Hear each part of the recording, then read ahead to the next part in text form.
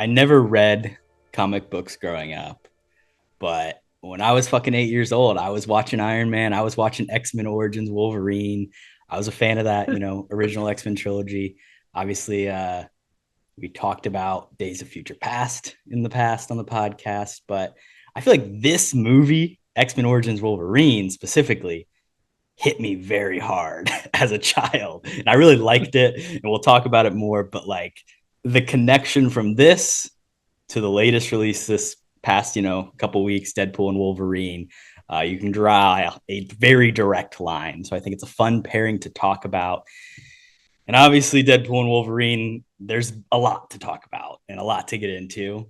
A little mini review here, but I'll throw it over to you. What did you think? I mean, I kind of liked it. I think it's definitely getting mixed reviews to say the least, Mm. but I thought it was a lot of fun. And I mean, it kind of pairs up. I really think that this is like a buddy cop movie or like a buddy road trip movie, sort of along those lines. And I mean, there's definitely a lot of issues I have with it, like the story. I don't think it's very good, to say the least. But there's a lot of surprises, a lot of fun, and it's just like a Deadpool movie. So I think I overall enjoyed it a decent amount, which I was happy about. But I think you had a similar reaction, right? You're kind of more in the middle, I think. But Yeah, honestly, this was my favorite of the three Deadpool movies, which I know is not uh, necessarily a popular opinion, but I think it is the Hugh Jackman of it all. I appreciate him as an actor. I really love his performance of as Wolverine through the years. Now, Logan, I felt was a very fitting in to him, and if he had never picked up, the claws again, I would have been perfectly fine seeing that happen. But he gives a very thoughtful performance in a movie that like doesn't deserve it necessarily or need it. And I appreciate him coming in and trying to do something. I agree with you completely. And not just Hugh Jackman. I think the guy's a world-class actor, and we'll talk about him in Origins, obviously here. Yeah, But yeah. I Well, mean, we got he's a lot of still Jackman talk to come up, a lot and of Jackman. we've done a lot of it in the past. True. And like he's still really good at bad movies. So even if you hate this movie, I think everyone would agree with that. That Hugh Jackman's performance is still incredible and still pretty shockingly good, I think, for like the talent he's surrounded by and just like the care, like you said too. He does genuinely care, I think, about every movie that he does, which is pretty unique. Oh, and going back to Deadpool movies too, I disagree, dude. I think the first Deadpool movie is an absolute classic. Not understand the hate. I think the thing that I dislike about Deadpool and Wolverine the most too is it almost just doesn't care about the past Deadpool movies. Um, Obviously, the first one is a love story, and then here in the threequel, the end of the trilogy, um, him and his girl are just broken up for no reason. I don't know. I just thought like the inclusion of some of the past characters was like unnecessary, and if they just wanted to go like full Fox MCU, they should have just gone the whole way. Because I think Deadpool's arc specifically is my least favorite thing of going through like a midlife crisis and being like a car salesman, and then him like talking to Happy Hogan. I guess spoiler alert. That's like the worst spoiler I could give, I guess. But about like joining the Avengers, like I don't think Deadpool would actually do that. So I thought his character was weird, but Hugh Jackman's character I thought was fun just because it was something different from what he had done 10 times already too, which had to be a little bit fun for him. I agree that it takes the character development of one and especially Deadpool 2 and kind of just like throws it to the side. And this movie to me is very similar to a lot of the phase four Marvel movies that we've gotten. Yeah. It has these supposedly high stakes that aren't necessarily that high at the end of the day because we know they're going to survive it. It's, you know, filled with cameos. It's got this whole multiversal element to it. The production quality is very similar. It feels very much more like an MCU stylistically than I feel like the Fox movies. It looks different than Deadpool 1 and 2 Yeah. in a way that I do not like. But I will say, like, this movie for the most part was a solid 3 out of 5. Like, I enjoyed it and I had a good time. And I think the most important thing is I did laugh. Like, it is a comedy movie first and foremost. And there's jokes that do not work for me, but there's a lot of stuff that I did enjoy. Now, you got to have a little bit of like a pop culture encyclopedia to like get half of what's going on. But like for the most part, like I sat down in the theater and I had a good time. Yeah. I agree. I thought the comedy hit for me for most part as well. you're always going to have some that miss or go over your head, obviously. But I thought the majority of it was genuinely funny, and I think maybe too that's where the reason I like this movie a little bit more is because like going in, I didn't have like high expectations, like this was gonna have big stakes or be a massive change to the MCU or anything like that. I kind of just came in expecting a Deadpool movie. I feel like that's what we got. So, I mean, I get it too. Like the shtick maybe be getting old for some people. It's like Ryan Reynolds. I still enjoy it, even when I watched, rewatched Origins. Excuse me. I still have fun with this character just because it's Ryan Reynolds. Like, how can you not, laugh and snicker along with that guy? So I thought he was good. And like I said, I mean, all the cameos and stuff. I think it's definitely like fan service. But like I was surprised by a lot of them. I did not see most of them coming. So I think props to them for like keeping a secret for that long. And it also has really good music. Shout out NSYNC. I think that opening is dope. Shout out Madonna, who never licenses her songs evidently. Shout out the Goo Goo Dolls. I mean, bro, the soundtrack is fire. So I had a good time overall. Let's talk about the music. The one thing I want to point out is this weird corporatized thing where, like, if you go to Spotify, they've changed. You can go to the album that fucking Bye Bye Bye is on. You can go to YouTube and find the music video, and they have added "From Deadpool and Wolverine" to the title. Oh What do you think wow. about that, Kody? I think NSYNC needs a couple more bucks to pay rent or something because I don't know if they're doing that. Listen, But there might be some people in there who are in need of cash because of like a DUI that might have ruined their world tour or whatever. But like, this is high level grifting happening from the NSYNC boys, and it brings me to an interesting point of like physical media is important. Anybody can go in and change their fucking song title, their movie title on a streaming service to "from whatever thing" to advertise this bullshit. But if you own the physical copy, the CD of the NSYNC album, you'll never have to read "From Deadpool and Wolverine" when you listen to Bye Bye Bye. I'm sure we have several listeners who do have that Nothing CD as well. digital is permanent, I guess, is my main point there. Like, Right. they can just fucking change anything, take anything away from us. It's terrible. Not a big crypto guy, I'm guessing, but no, that's a good point. I mean, shout out to NSYNC. Like, I think the song did fit like the scene pretty well. And I mean, Deadpool's dance moves have been, like just been stuck in my mind since that scene as well. And really creative. I mean, mini spoiler. I don't think it's massive, but like he uses adamantium to just like rip apart a bunch of TVA agents as well, which I think is just like a fun concept to introduce Deadpool like immediately in the movie. So I thought it was a home run. Yeah, NSYNC maybe banking on it a little bit too much, but I still like the inclusion. Say mild spoilers. Let's talk about the cameos just a little bit. They've Okay. posted official images now at this point to where it's Yeah. like, if you look up Deadpool and Wolverine, you're gonna know these people are in it. Henry Cavill appears as a Wolverine variant. Did you like it? Yes or no? I mean, I guess just not necessary and super short. I feel like he's way too big, but I don't know. Big story there is rest in peace to his lungs and stomach for the stogie he kept in his mouth for the whole 8 hours he filmed. I don't know. It's Shout out to impressive. him. He loves this stuff. He cares about it. He's a nerd. He's one of those guys that's like, he was there because he just like wishes he could be Wolverine. And I appreciate that about him. At the end of the day, he's a true lover of the superheroes, and shout out to him. Respect, I guess. Yeah. Kind of weird though. Then you've got the extended Fox canon that you're really bringing here. So first off, Chris Evans, Johnny Storm. I loved this. I was very surprised by this. Yeah, this was probably one of the last people I expected to see in it, and just the way I set it up too, I was like, I mean, I heard his voice, I was like, oh, that's Chris Evans. Like, no way they're bringing back Captain America. It didn't even cross my mind that they'd go the Johnny Storm route. But yeah, I mean, I was surprised. I don't know if it's necessarily like really good, but shout out to Chris Evans. I mean, he had some fun dialogue and had a memorable death scene as well. So I thought it was pretty successful for his cameo. I annoyingly did know he was in it going in to see Wow. the movie. Thursday night at Comic Con, they premiered the film, and then Chris Evans, Mahershala Ali, Channing Tatum, all of them came out on stage, which would be like fine, but like every page, like it was all over Twitter. It's like, oh, here are these people at the premiere, and I Mahershala Ali came out, you said? fucking Or hell, Wesley okay. Snipes. I They would mean, that never would have been do cool that. too. Blade is on the mind, which that brings me to the next question. Wesley Snipes, of course, is the Blade in this movie. Did this work for you? I thought it was okay. I like Wesley Snipes in Why is he general. saying the R word? What Yeah, is that was that? like That's his so that was strange. his first like word of dialogue, I believe. Well, I Yeah. was like, oh, okay, didn't expect that. But, I don't know. And like his inclusion is fun. Like I said, didn't really expect it. But I don't know. The Blade movies are okay. Like Blade 2 is pretty good, but it's not like my favorite You're a movie, Guillermo guy. franchise. Yeah, shout out Guillermo.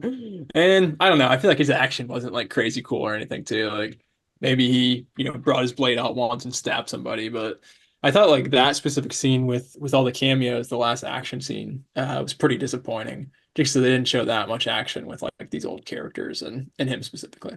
I agree 100%. Honestly, most of the action scenes in this movie were what didn't work for me. I don't think Sean Levy is a particularly like inventive action filmmaker. I don't think he can do like great stunts or choreography in that way. Even Deadpool 2 is directed by David Leitch, like the one of the John Wick guys. Like that had good action fight scenes. He's using his Yeah. swords. This the one scene that works for me as a fight scene is the car. I like that. I think it's fun. The double entendres there of their relationship play out well. And also Jackman gets to give a really good performance right before it. The cameo fight scene, the big final battle where you've got Blade fighting and we'll move on to X-23 fighting. You know, that I thought was really bad. Like I thought it just looked terrible. Like you Yeah. barely see any action. It's very like choppy, one cut, like moments between them, terrible. And then you have like the old boy hallway fight that's on the street, which I also looked fucking terrible because it's just Really. like it's a fake oneer with a bunch of fake VFX over a choreograph. You know what makes the old boy fight so great is because it is truly one shot of a guy going up against 20 dudes in a hallway just fighting for his fucking life. Like that's what they were doing. Like just go and push each other. This is like digital doubles bouncing on the ground and fake Deadpool. Like it looked terrible. And then when they go into the bus, you've got CG glass and they jump out and there's a seat. Like this movie looks ugly. That's just a plain fact. And there are some fucking bad action sequences. But there are a lot of other things to recommend. X-23, Kody. Yeah. I mean, I'm a big proponent of Daphne Keane in general. And I think this is, her most iconic role for sure so far in the small things that she's done. And I mean, I didn't like some of it where I don't know why they brought back like her sunglasses from Logan. Like that's just like pure nostalgia. I feel like you're trying to get me on that. But I thought her like conversation with, this new Wolverine was pretty interesting and kind of how, her argument was like, oh, you allowed me to grow up. Like I'm here for you now in a sense, just because you did this in the past. It's kind of it's like weird to think about deeper just with the multiverse crap. But I thought she was good. Yeah. Yeah, I like seeing her. She gets like the least amount of chance to shine in the final fight, which I thought was really weird. Like Yeah. she's so badass in Logan. It'd be great to see her fight, but whatever. And then of course you've got Elektra. Save the best for last, I think. You ever seen But this film? I've never seen it. I've seen Daredevil, and she's in that. But yeah, I was hoping that it would be Ben Affleck instead of her, if you're gonna choose somebody, or even Bullseye. I think that would be really fun. A Colin Farrell Bullseye in that ridiculous getup that he had, just be pure comedy in this movie. And well, I guess too, we didn't even mention another cameo. I mean, Channing Tatum. I definitely want to talk about Yeah, him as yeah. well. But yeah, Jennifer Garner, she's okay. I don't think she even had much to do, like from a dialogue or an action standpoint. But surprised to see her. So that was cool. She looks great. Yeah, And she makes a fun Ben Affleck joke. So that's good. yeah. Good for her. That's all you can ask. And then yes, Channing Tatum, the man himself, Gambit, which probably leads us, directly into our conversation here. Caging it up. You've wanted this. I know you have. Oh, of course. I mean, being a big 21 Jump Street guy and being a big X-Men guy, I think it's a match made in heaven for me. But I thought his accent was like really, really thick. Like he was really laying it on. And I couldn't understand him at some points on my original watch. So, Woo! I'm gonna make a name for myself. and then Deadpool literally says to you, like, dude, you need to work with your dialect coach or something because I can't understand you. And I kind of related to that a little bit. I thought he was super fun. Like, again, not a ton of action, but he had the card going, he had the staff going. I mean, the costume was very much on point from kind of the cartoon and stuff. So I'm a fan of it. It's Channing Tatum as Gambit. I think that's really fun, and I'm just glad he got to do it finally because he's been waiting like 10 plus years. and it looked like it was never going to happen. So I'm kind of just more happy for him than anything else. He looked dumb, whatever. It's comic accurate, but he looked fucking stupid. I think the accent was to a certain extent put on because he knows like this is a comedy movie and I should be playing it up to the most serious extent. I think Yeah. it might be downplayed a little bit had he done a full Gambit movie. And my final question for you is, Kody, of everybody, Wolverine, Hugh Jackman, Ryan Reynolds, Deadpool, who do you want to see moving forward? Who do you want to come back for another film? I would say for me, probably just Deadpool. I think like having Hugh Jackman back is fine, but at the same time, like let him do something else with his life. He's been doing this for like 25 years, it feels like. And I mean, he's old. Like he is old. It doesn't feel I like mean, it, Kody. he looked He in great has shape. He looked in great shape in the movie. But yeah, he's getting up there. So I steroids and would CGI do a great thing for abs, man. there's got to be a lot of CGI there. There's something wrong with this guy.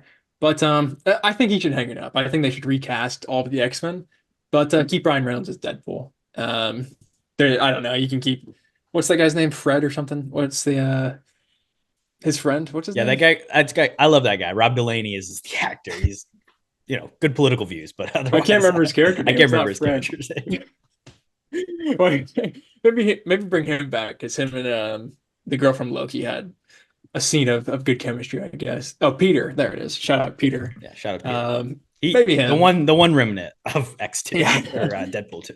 I don't need anything else. I feel like that Colossus is kind of a waste. Maybe Negasonic, Teenage Warhead. She was pretty cool. But yeah, just recast everybody else, which I don't know if they're gonna do because I mean, Beast is in the Marvels or whatever. Is that Kelsey Grammer? I don't Yeah, know. yeah. It sounded like Yeah, him. spoiler alert for everybody who didn't see Yeah. it. We came out what, a year ago. That is terrible. So who cares?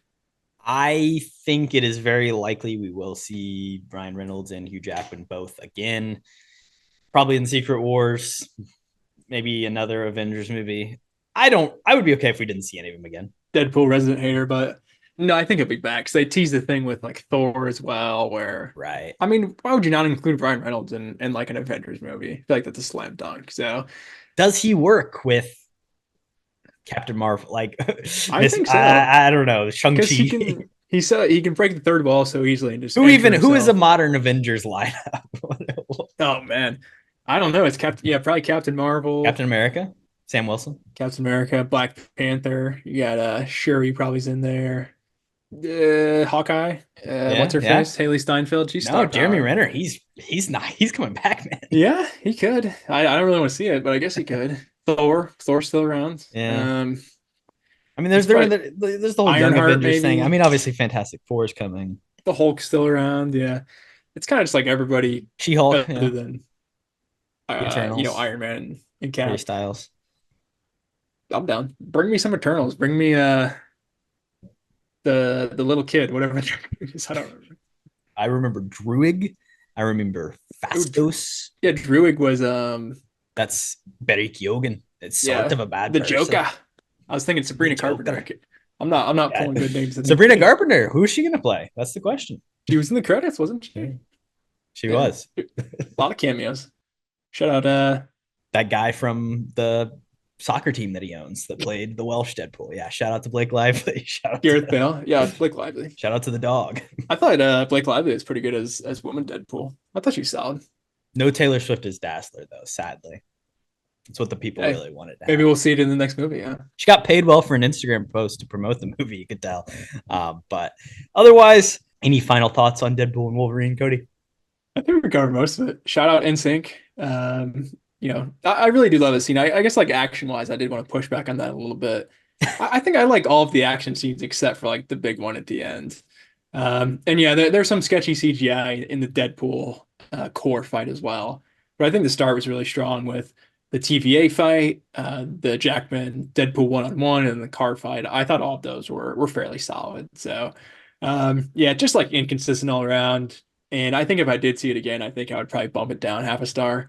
But I don't know. Maybe the worst Deadpool movie for me. I don't love Deadpool 2 either, but I definitely like Deadpool 1 a lot more than both the sequels. I said it in my letterbox review, but after seeing The Fall Guy and this film, just speaks to the power of George Miller's legacy, really. Welcome back to Kody and Korbin Have a podcast. Today, we are talking about X-Men Origins Wolverine. All the things in your life. Knowing that the woman you loved was hunt him down. I can make all this go away. I'm putting together a special team with special powers. Join me, but you will have your revenge. Mutants. I don't hate them. They must be controlled.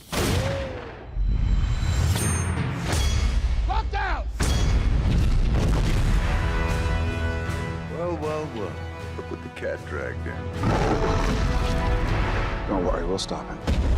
You just spent $500 million making him indestructible. Found the young mutant you've been looking for? Logan isn't the only piece of this puzzle. Hunt him down. You all got a choice, son. Now mine got taken. That won't ever happen again. We can't just let you walk away. As always, I'm your host, Corbin Zvokel, and alongside me is my Sabretooth, my co-host, Cody Webb. What's going on, Cody? You wanted the animal kernel? You've got it. There it is. I'll be Sabretooth, man. I like that a lot. And got the fingernails coming Dirty out. grandma nails. I'm excited to be here, man. It should be a really fun episode. Love talking X-Men. Love talking bad movies. So I think it should be a really good one. This one has been long awaited for us. We've been teasing it for a couple months. I know you had watched this movie in your great X-Men rewatch already, but why, Cody? Why'd you pick this film? Out of everybody you could have chose, why did you pick me? First off, kind of topical, I guess, with Deadpool and Wolverine coming out, and this is pretty much the origin story for both those characters. So I thought it'd be a really fun revisit. And we haven't done like a kind of a bad movie for a while, and I always think these are pretty fun.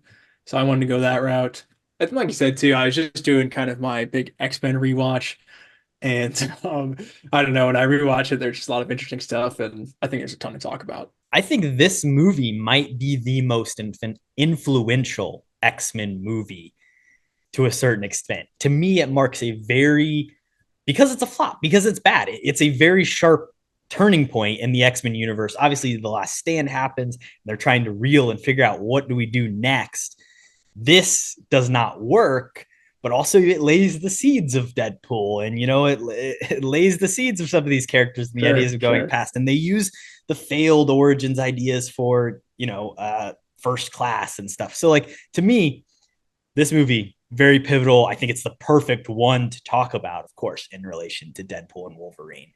And we've done Days of Future Past. We like that movie a lot better. Let's talk about a really shitty X-Men movie in the Fox Corporation. Yeah, I agree. We've covered the best of the X-Men. We're due to cover some of the worst. So I think it's a good match.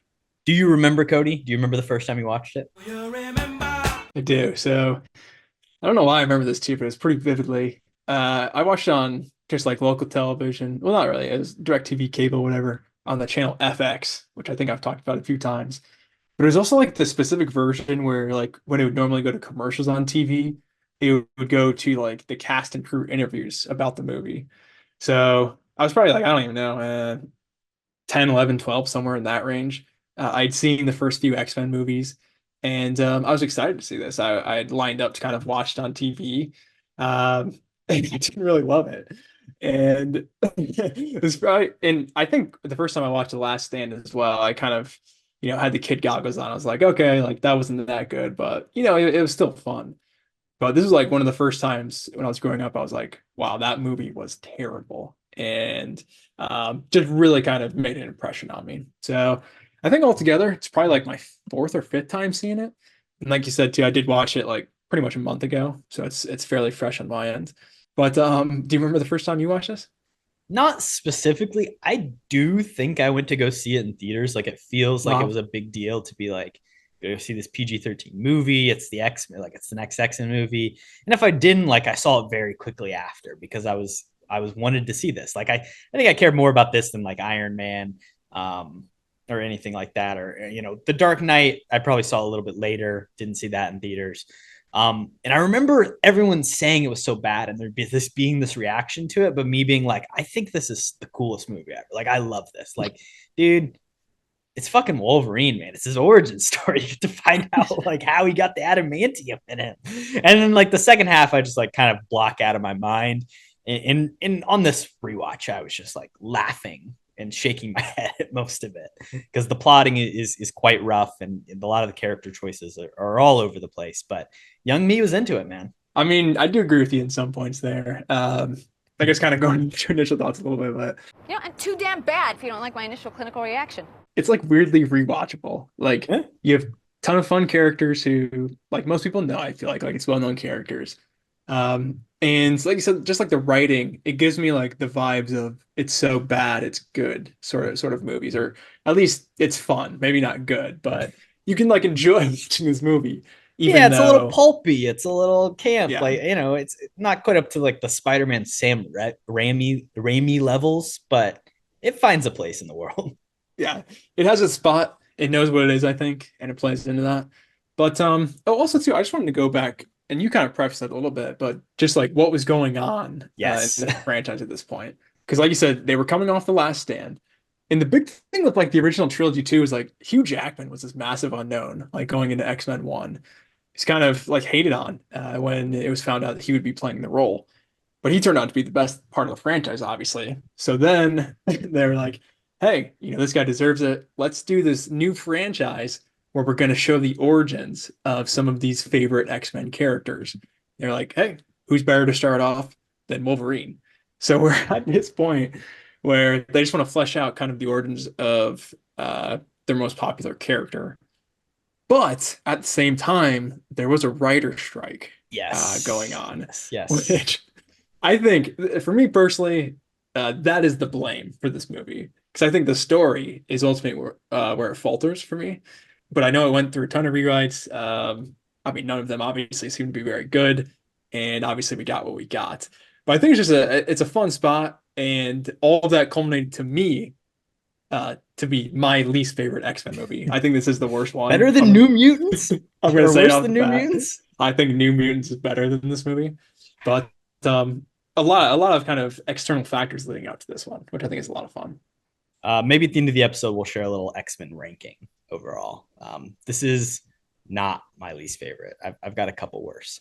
But you hit the nail right on the head with what I wanted to talk about, my initial thoughts as well, because the timing of when this came out and what was going on around it, both with the writer strikes and if you look at like the other superhero movies being released, is incredibly interesting. Also, writer strike, Deadpool and Wolverine kind of suffered from the same thing. Like it was in production during the strike. It had to shut down. They had to do reshoots. Like I honestly believe that some of those story problems have to do with that. Also, when the fucking title credits play of Deadpool and Wolverine, there's like 7 people listed as a writer, which is like literally the most names I have ever seen on a film. Like genuinely, because you're only allowed to have 2 credited writers, but all of these people were ampersanded, which means they all worked as like a group, which is like this crazy. It was written like a TV show, like a writing staff. And, you know, Ryan Reynolds is one of them. Sean Levy's one, you know, whatever. The writer strike definitely affected this movie, though. X-Men Origins Wolverine as well. Like the studio and the director had disagreements about the script, but there was no writers there to kind of fix those problems. That was the big thing. You get to this point in production where it's like the studio's unhappy with what's happening. They're unhappy with what they're getting. You can't rewrite anything if you don't have writers. Like you're kind of just at an end of you got to work with what you got. So kind of this movie suffers greatly. Just a little bit. I think writers, just a little important. Maybe not. But I mean, another thing with this movie too is like the studio interference, or at least the rumors behind it, is pretty massive. I wanted to shout out Gavin Hood as well, which I don't know if you even knew this, Korbin, but we've done a Gavin Hood movie before. Well, I was just looking at his IMDb, and a Gavin Hood acting appearance as well, and directing appearance. Is Ooh, amazing. what was his acting appearance? Well, he appears in the film that he Okay. directed. Well, shout out Ender's Game. Shout out our boy Austin. That was a fun episode. And weirdly, I gave that movie like a higher score than it should have gotten it. And it's funny too, because like I feel like his two main filmographies is like Ender's Game and Origins. Like that's the only two stuff he's really done. So it We're really covering sucks. it all. Yeah, it really sucks because I think the studio really came in and it didn't really, allow him to do his vision most of the time. So give this guy another shot. But I think it is funny that we've done two of his movies and they're both pretty terrible. So shout out to Gavin. Yeah, Come on the pod. that is quite the 1-2 punch. Other movies released around this time, of course, Iron Man, Dark Knight, I mentioned. Also, Watchmen released in 2009. So this is like the tone of superhero movies. And A.O. Scott, big reviewer for the New York Times, I believe he retired recently, expressed this in his review. X-Men Origins Wolverine will most likely manage to cash in on the popularity of the early episodes. It definitely did. It made a good amount of money just off the name. But it is the latest evidence that the superhero movie is suffering from serious imaginative fatigue. And that's so funny to me because in reality, like after this point, it's like the biggest boom in creativity, or at least in like them coming to the forefront of culture and all these new superhero movies coming out, some less successful, but mostly more successful than anything of the decade prior. I mean, this was pretty much right at the beginning of the massive superhero boom, I feel like. So there's a funny comment of he was already feeling fatigue, at this point. I can't even imagine what he's feeling right now. It must be insane. Hey, that's why he quit, bro. I mean, can't blame him anymore. He still works the New York Times. He just moved over to reviewing books. He's done with movies, Kody. That was the whole thing. He's like, I'm out. That's awesome. I can't do this shit anymore. Shout out to this guy. I want this guy in the pod too, honestly. But I think the tonal difference is interesting too, because I mean that's a lot of dark stuff you just mentioned. Even that early Marvel stuff, like Iron Man, is still very very serious. I would say, even though it does have comedy. In this movie, I think it tries to take itself seriously, but it's also like funny at the same time. So I think maybe a trendsetter on that side of things too. Of hey, let's have more fun. Is this movie funny? I'm not sure. I think I laugh at it. It has fun sequences. I think like with the Dark Knight and like Man of Steel or even Iron Man has a lot of comedy, but Watchmen is not funny at all. Yeah. No, that's the most serious one by far. But yeah, kind of like the tone, it's similar, but it's different at the same time. Let's go into roll credits. Say that again. It's fantastic. Yes, it is. Guys, I got it. Because we're kind of touching on it already. Of course, Gavin Hood, director of this film. Also, this movie was written by Kody, David Benioff. Do you know who that is? I don't believe so. He was one half of the creator of Game of Thrones. So you have it's Benioff and Weiss, and he was the main writer of this movie. And then you have Skip Woods, who is the secondary credit writer who like did the rewrites and came in and changed, some of the stuff up after the fact. I think David Ayer also, I read on Wikipedia, has some uncredited work on the script, but David Benioff, man, things were a lot better for him post this movie. That's for sure. It did not ruin his career. Yeah. I think he made a good turn of letting George R.R. Martin write instead of him, because this is an abomination. But yeah, it had to be a lot of interference, I think. Obviously, probably nobody wants to claim this script, I would guess. But another fun credit I saw too, I don't know if you saw this, is that Richard Donner was an executive producer, who's, of course, the director of, I believe, the first couple Superman movies, at least. And he's well known. I think he's well respected. I mean, those movies are very, very beloved and have a very different tone, obviously. But I think it's the first time I noticed that too on this watch of like, dang, Richard Donner like has hand in the pool in this movie. That's pretty strange, I think. I gotta shout it out. Yes, Richard Donner, but also Lauren Shuler Donner, his wife, is like a big Hollywood producer, and like she's credited on. She's worked on like a ton of these superhero movies, and has even her name is listed on Deadpool and Wolverine. If you go back and watch the credits on that as well, Donner gets a shout out for that movie, and she's had a lot of the rights and shepherded this stuff throughout the decade. So she's a big person. There was also something they were literally going to replace Gavin Hood. The studio was going to replace him because of all the issues they were having. And Richard Donner stepped in and was like, he went out to Australia, went to set and was like, guys, we got this. Let's calm down. We can figure things out. and that was the whole thing. But yeah, her what he directed that movie, but his wife produced all those movies and is produced on this film as well. That's awesome. Well, shout out to her as well. But yeah, that's funny. He was brought in almost as like a mediator between Kevin and the studio. Like, let's not blow us up yet, guys. So shout out to him. He probably had a lot of work to do on this, but yeah, it's crazy that he was even brought in with kind of his rep in the superhero genre. So I want to talk about the opening of this movie too. Yes. Because I really, really don't like it, if I'm being honest. Obviously it starts off with, Logan and Victor as kids. It's like this really weird reveal where it turns out, I don't even know how to explain it. So Logan's dad, also, his name's not Logan, his name is James. Jimmy. Yeah. Shout out Jimmy. Pretty lame name for the Wolverine, if I'm being honest. But anyways, he's supposedly not brothers with Victor to start. They're just family friends. But then one night, Victor's dad comes to the house and he kills James's dad, Wolverine, supposedly. But then it's revealed that they were just lying to Wolverine, and Victor's dad was actually his dad. But I don't know why he shot him.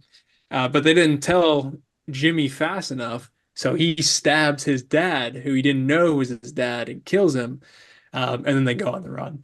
So I just think it's like super complicated.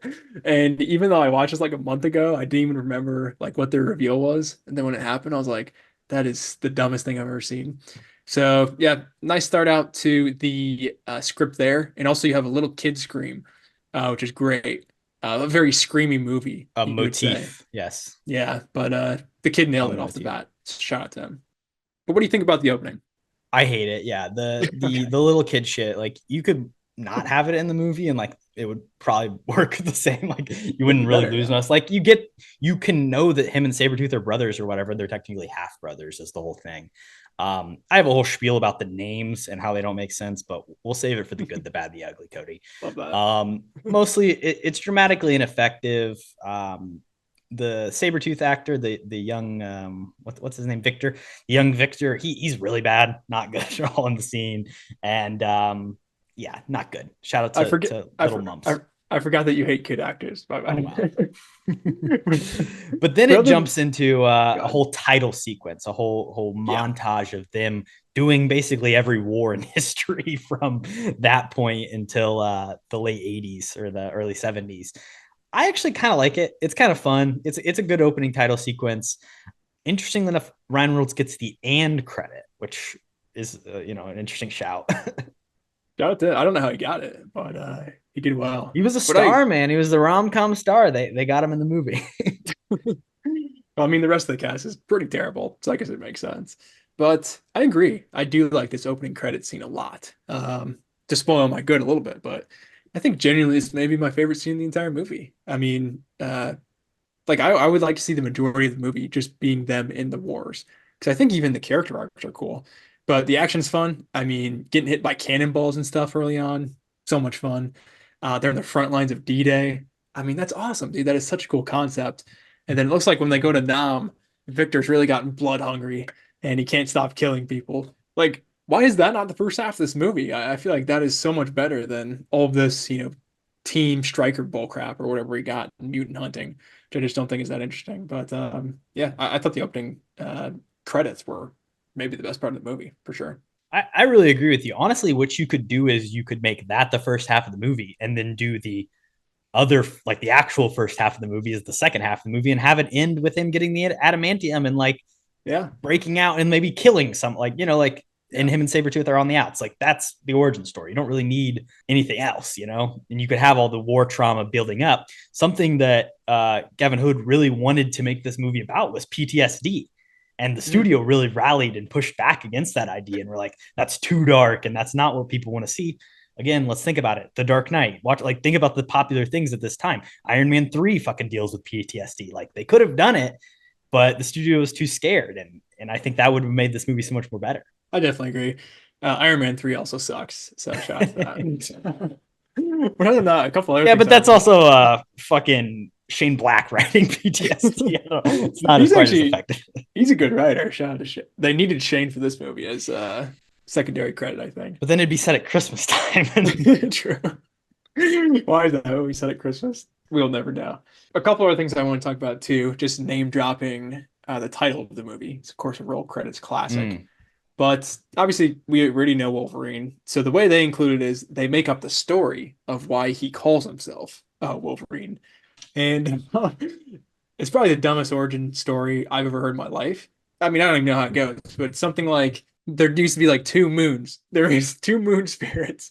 And one of them's named as, Sapi Sapi or something, and the other one's the trickster.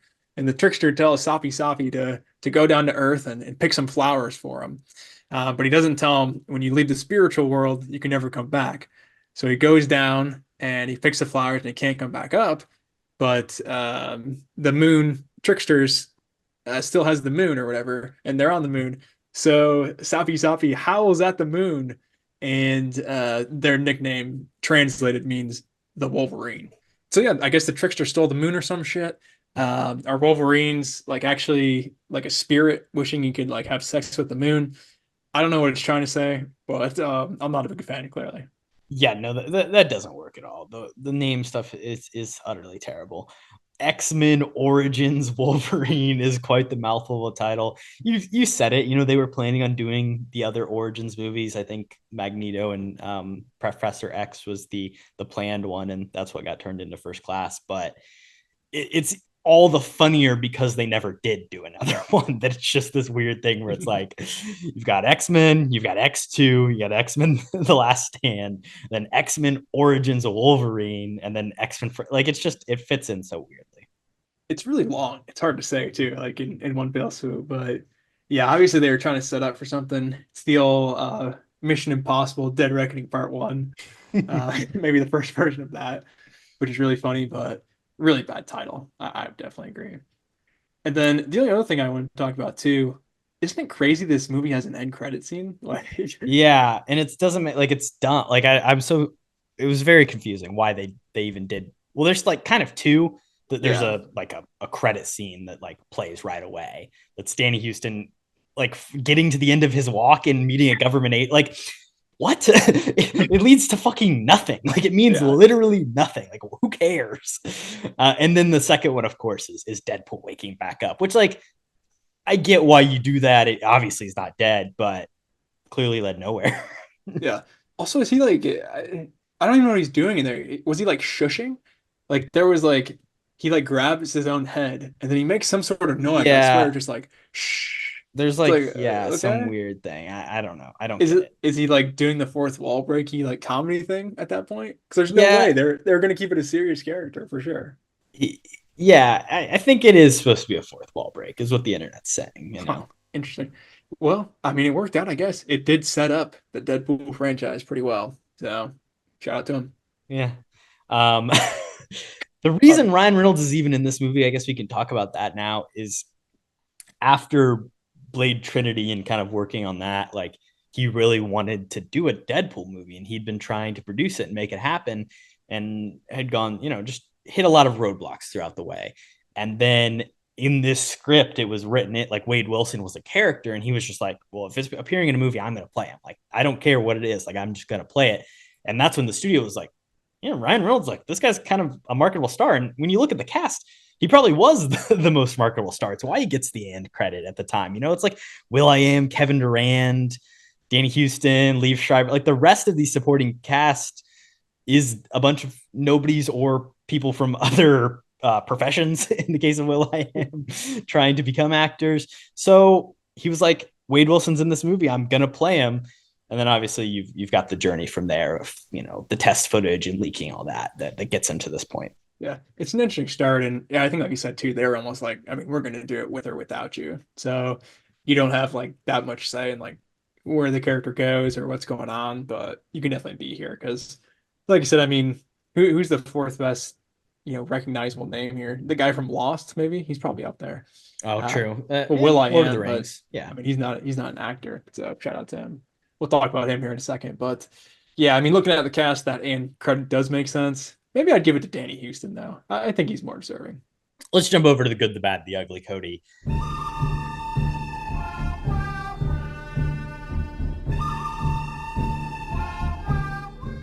I'll start with my first thing, and I actually do like one child actor performance, and I do like the other. I like little James. And do you know who Oh that is wow, that plays him? The only other person, I guess, besides now Henry Cavill, to have ever played Logan on screen. good point. I don't. Who is that? It's Troy Sivan. Oh, really? I thought he Yes. was one of I had it down that he was one of the extras, one of the mutants at the end who escaped. But good for him. Wow, that's a young choice of on. Yes, little boy Troy Sivan, but look at him now. He's had a successful career. This didn't hold him back. Or X-Men Origin Wolverine only shot things up for him. This his scream launched a great singing career. Isn't he a singer? Is that what he Yeah, is? Oh, yeah, yeah. yeah, Okay. yeah. Shout out to him. That is funny. I thought he was one of the blonde guys at the end of the movie. 'Cause I saw him in the One of the credits little this kids. time. Yeah. I was like, oh dang, Troy Sivan's in this. That's cool. But he actually is pretty good in it. So yeah, that's cool. He is successful. He works. The other kid actor, not so much.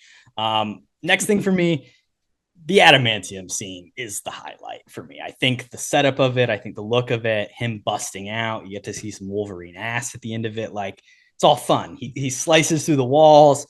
That's it. That's the climax of the movie. And then everything after that moment is sharply downhill from there. Yeah, it's okay. I think I don't know, it's just like low stakes too, because they play it up like, oh, he's not gonna survive it, he's not gonna survive it. Like we know he's gonna survive it. Right. This it's Yeah. the Origins movie. But yeah, I mean the claws are fine. I mean I'll get into kind of the look of some of the CGI Yeah. later on, which I'm not a big fan of. But yeah, I mean it's Hugh Jackman just raging out of a water machine and slicing people up with metal claws. So it's hard to do wrong for sure. Yeah. The image that is my background to me just like sticks in my head as like one of the more iconic comic book images, like him busting out of the water. And there's like obviously like it's you get like flashes of those ideas, and I like to in the other movies, and it's cool to see them like create it in full. And I agree too. I mean, the flashes from like X2 don't really line up with this movie, which kind of sucks. Which I'll talk about later on as well. But yeah, that's a good scene. Some of my good, like I said already, my favorite scene is probably all of the war montages. But other than that, it's kind of just like little moments from scenes that I like. Mhm. Maybe I don't like the scenes overall, but there's some good moments. Well, in general too, I really do like Liev Schreiber Yes, as yes, same. Sabretooth. I think that's the best casting, the best new casting this movie did for sure. The one thing I dislike about him is that stupid like CGI bunny hop that he does like every 2 seconds. Yeah, when he's jumping off walls, not good. Let's keep him on the ground. Yeah, I agree. But I mean, he's a really good actor, I think, and him and Hugh do have like pretty good chemistry. I wish that honestly he was cast originally in the X-Men movies because I think like even like I'd love to see him play this character multiple times.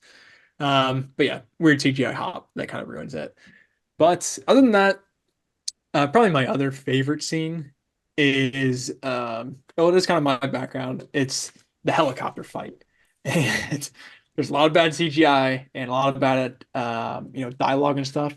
But just like the one shot of Wolverine getting launched, like with his claws out towards the helicopter, I think is pretty cool visually. And then after that, obviously get the weird cool guys don't look at explosions. But like that scene, I could watch that scene again and not be too mad about it.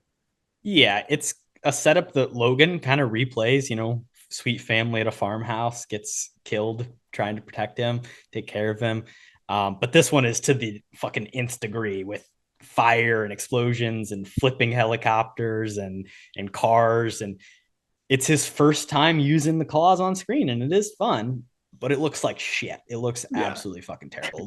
It looks worse than anything in Deadpool and Wolverine, and that's like saying a lot. It's green screen galore for sure. It's bad. There's some supporting cast that I like. I think Danny Houston works for me. He's no Brian Cox. Listen, he's no Brian Cox. Facts. We can Facts. say that right now. But he's a fun rent-a-villain to pull into your movie. Like we said, Liev Schreiber's great. He gained 40 pounds for this role, put on some muscle, got bulked up to play Sabretooth, which is great.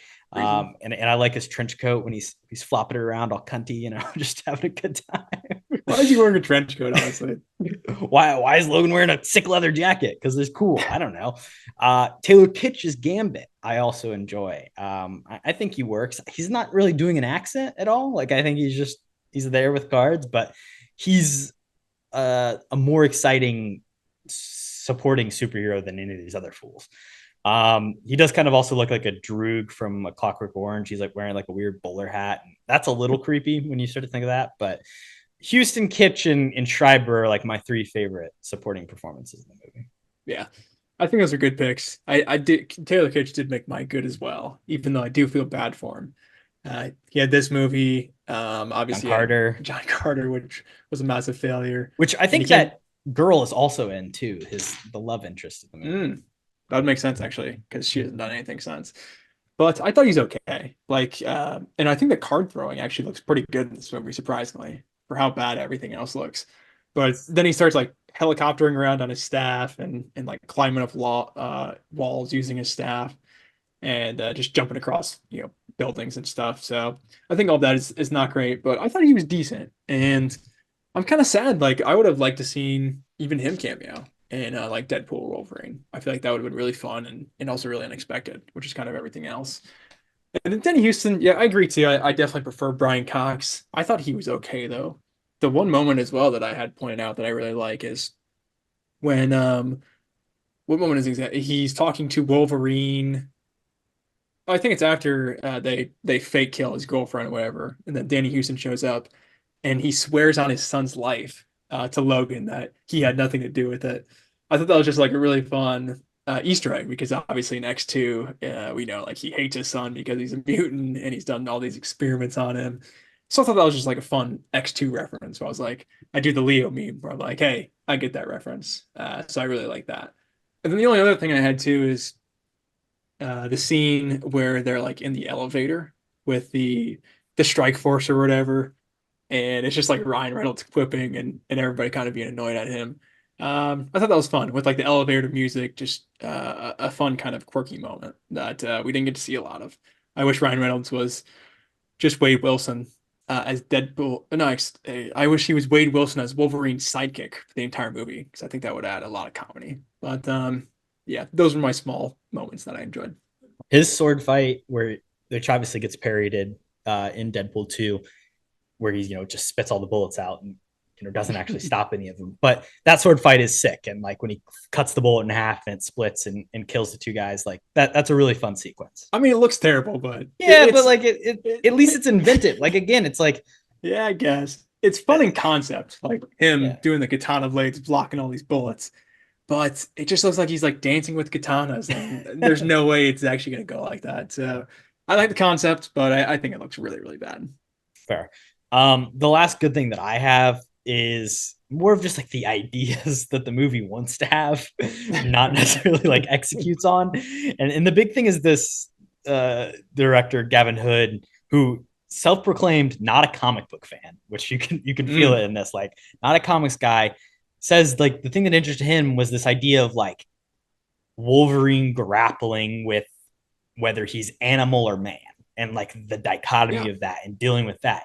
And the stuff where it's like he's a kind of a lie detector where he can like smell and breathe people, and like when he's out there in the wilds and all like the very animalistic stuff that they do for Logan and Wolverine in this movie, I think that really works, and I wish they did way more of it. And it's the same thing with like the PTSD idea. Obviously you have the one scene of him waking up, she's like, bad dream, and he's like, yeah, was it the wars?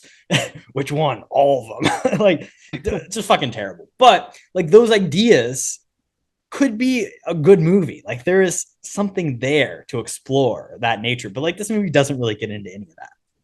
It doesn't actually care about him fighting his animalistic side. I agree. It's like they're there in the story, but they're just not like touched on or fleshed out at all. Like you could see like somebody was trying to push that as kind of like a character beat. But obviously the studio or somebody else a very different idea. So I do agree. I think there was effort, especially from Gavin Hood's side, to try and make a good or interesting movie with interesting characters, but just not what we ended up with, unfortunately. Let's jump over to the bad. So I have a pretty long list here, but we already talked about the CGI a little bit, so I'll just go into all of my least favorite moments with the CGI. Specifically, I feel like once the metal claws come out, yes. They just look really, really bad.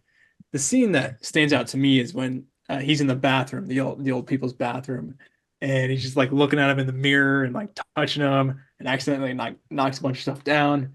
I don't know. I just feel like visually, they lost me when it came to the claws, which is weird because in the three X-Men movies before this, they look good. I think they just use a practical claws like, smart people would. But I think there's the big CGI boom here around this time. And the other standout scene as well is my background, the explosion with the fire in the background and Hugh looking like a cool guy, mean mugging. Just really bad. And then even the final fight with the smokestack as the the end scene. It's like it's like a video game cutscene out of like Super Mario Battle or something. What's the name of that fucking video game? Jesus fucking Christ. It's the fighting video game with all the characters. Super Smash Bros.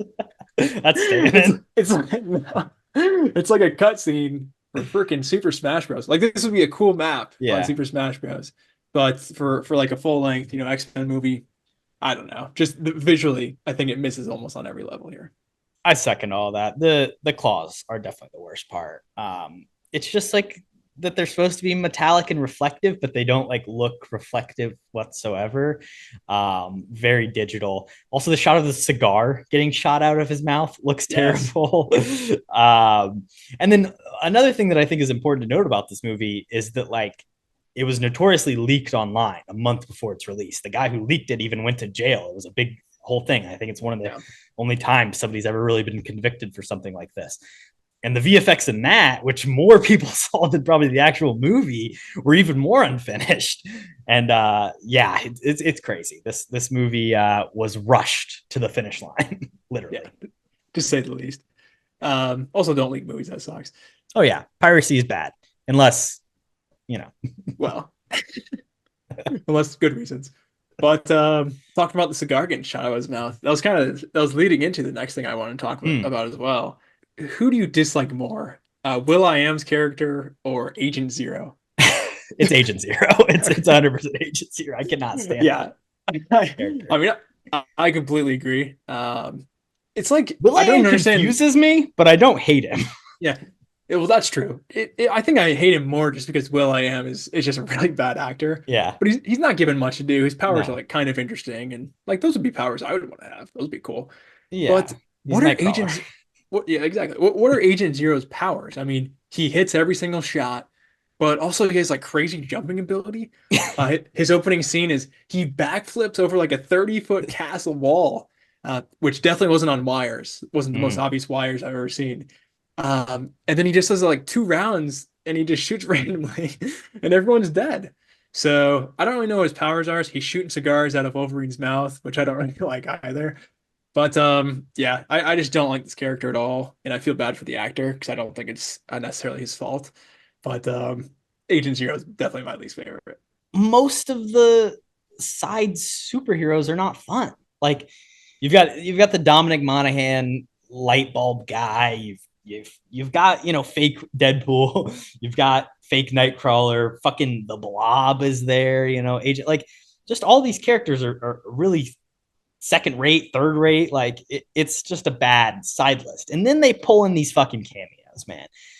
Oh my god. Scott Summers does not need to be in this fucking film. It makes no sense. The first scene you see of him, there's no connection. There's no understanding. It's just like something traumatic happens with Logan, and then suddenly you're in a classroom. Like you're just in a random fucking classroom with this kid with glasses. And then eventually Sabretooth shows up like 2 scenes later. But it's like, don't put him in the movie, or if you're going to put him, just have him be one of the kids escaping. You don't need his backstory to understand he's Cyclops. He's wearing fucking bandages on his eyes. Yeah. Then fucking Charles Xavier shows up and he's walking. Explain to me how that's happening, Kody. I mean, after all these X-Men movies, no, it doesn't make any sense. This movie, it has to be in like an alternate dimension because it really doesn't connect to anything that we saw before in the X-Men or anything after in the X-Men movies. And with Cyclops, I completely agree as well. There's no point really for him to be in this movie. I think there's a couple of funny things with that too, though. Like his teacher, first off, is like kind of an asshole. She's like, "Why are you wearing glasses, Scott? You can't conjugate asshole." Do you want him to take them off? Like that's not going to work. And then when Sabretooth, eventually catches him, what he was doing before then, he was doing like the Bart Simpson thing from The Simpsons, where he's writing out the conjugation like 1,000 times on the chalkboard. I feel like they were just trying to create memes with him, and none of it's good, obviously. And then yeah, jumping over to Professor X. I mean, it's laughable. It's absolutely embarrassing, I think. And he's And de-aged. he's de-aged. He's walking. It makes no continuity from a Scott Summers standpoint or from a Charles Xavier standpoint because he shouldn't be walking. Obviously, if we're going off of X-Men First Class, and even if we're going off of X-Men The Last Stand, why would Magneto not be with him? I think at that time is a good question too. But just talking about continuity in general, because we were talking about X2 earlier too. Like, wasn't the facility in X2 like at Alkali Lake where they said that Wolverine did the operation? Yeah, And because they go and now, visit it, right? right, but now isn't it just like some random waterfall in the jungle? Like it's not in the same location, is it? Or did I miss something there? None of these movies connect to anything. And I guess really maybe you should be more mad at First Class for changing the backstory of how he lost his legs than you should be mad at this movie, technically, because it reset the continuity. But Well, no, that's good they though. don't care. They care about like the most recent movie sometimes, but most of the time they really just they reset everything every time. I mean, you're right. And also like those little flashes in X2 of like him like screaming and clawing and all bloody. Like I want to see that as a climax, kind of like what you said. Even in X-Men Apocalypse, moving way ahead, Wolverine shows up in that, in like the Weapon X equipment, which is kind of like a big comic thing and something they didn't even do in his origin story movie. So I don't know. It's just like all of the franchise choices just don't make any logical sense, which kind of pisses me off. There is one thing that they filmed and thankfully cut. Like I praise God that it's not in the movie because it would make it 10 times worse. They tried to do a Storm cameo. Can you guess what scene they tried to fit her into? Breaking out the mutants? I don't know. The scene in Africa, Kody. When they're in the Oh. fucking African village, there was like a shot of a little girl with fucking white hair. And it's like, oh, there's Storm. When they're trying to steal the adamantium. And it's just like, oh my God. You just go to Nigeria and you're like, oh, here we go. Here's Storm. That it's very wise they removed that. I'm glad that didn't make it, honestly, because that is pretty tough. Some other things I want to talk about too. So much to talk about in this category. Going back to Agent Zero. I mean, because Stryker, he knows that the only way really to defeat Logan here is going to be those adamantium bullets. So why does he bring those out right after, the best shooter in the world, Agent Zero, gets killed? Why didn't he give him the adamantium bullets to begin with? And then this movie's like an hour shorter because Logan loses his memory instantly and he has control over him. So that is kind of like the massive plot hole. I feel like I noticed for the first time on this watch too. Yeah, I mean, it's very much like he's not actually trying to fight against Logan. Like he thinks he can, maybe use him or redeem him to some extent. Right, but he's going to wipe his he doesn't memory need anyways. him. Well, and especially after he does the adamantium thing, like he doesn't. You're right. He should have just shot him in the head, given the bullets over. It's this movie. He has plot armor. I don't know what to tell you. Shout out Agent Zero. He's got plot armor to say the least. I want to rage about the names right now. Let's Okay. get on with it. And Mina really was pointing this out to me because, like you said, his name's Jimmy. Shout out to the cat. James Howlett as a child, and even in Logan, that's the name that he has on his driver's license. So they keep that continuity moving forward. It's true. Thomas Logan is the name of his father, not the person he knows as his father, but the person who is his real father. And you assume that he must have, slept with his mom, and he's like a caretaker, a gardener or something. He works in the house. And then Victor Creed is the name of his son, which is also confusing. Why is Thomas Logan's son's named Victor Creed? But that's Sabretooth's name. And then at some point after Logan has killed his father, rather than going by James Howlett, he decides to go by the last name of his dad. Like he goes by Logan. And then that's what Danny Houston exclusively calls him. He calls him Logan and only knows him as Logan, not James Howlett. But it's like, why did he adopt the name Logan? And then, of course, this movie is also like, we have to give you the origin story of the Wolverine as well. It's like this movie's trying to give you a fucking backstory for 3 different names. It's like, why are you making this so complicated? No, I completely agree. It is weird, like the last name switching specifically of like, I guess he just wanted to go by his real dad's last name, even though it's not his his birth name or whatever, but then he never changed it down the road, which doesn't make any sense. But he goes by his dad's last name as his first name. Like what? Right. Which makes no sense. I think maybe people just like called him Logan. Like people call people by their last names. And then after he lost his memory, like that's the only thing he knew. So it kind of just stuck after that. But I agree. I mean, it's better than his name actually being Jimmy for all the X-Men movies, I would say. So at least it had that going for it.